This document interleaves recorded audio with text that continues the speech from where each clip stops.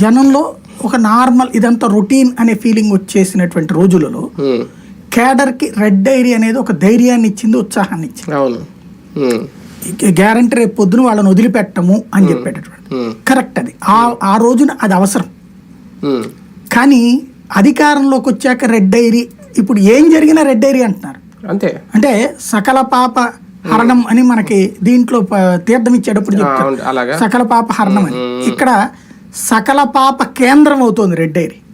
ఇప్పుడు police officer స్థానికంగా ఉన్నటువంటి ఎమ్మెల్యే ఒత్తిడితోనూ, స్థానికంగా ఉన్న తెలుగుదేశం పార్టీ నాయకుడు ఒత్తిడితోనూ ఎవరో వైఎస్ఆర్ కాంగ్రెస్ పార్టీ వాళ్ళు వేధిస్తున్నాడు. వెంటనే ఏమంటున్నారు, రెడ్ డైరీలో పేరు అంటున్నారు.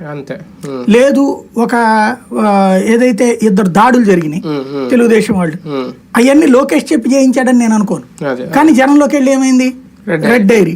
పదే పదే జగన్ కూడా అదే వాడుతున్నాడు, రెడ్ డైరీ డైరీ.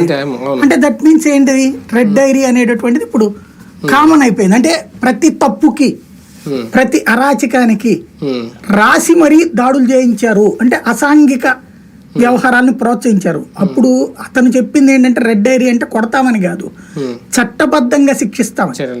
ఇక్కడ చట్టబద్ధంగా ఏం జరుగుతున్నాయి, దాడులు చట్టబద్ధమా, అరాచకం చట్టబద్ధమా, హత్యలు చట్టబద్ధమా, లేదు పోలీస్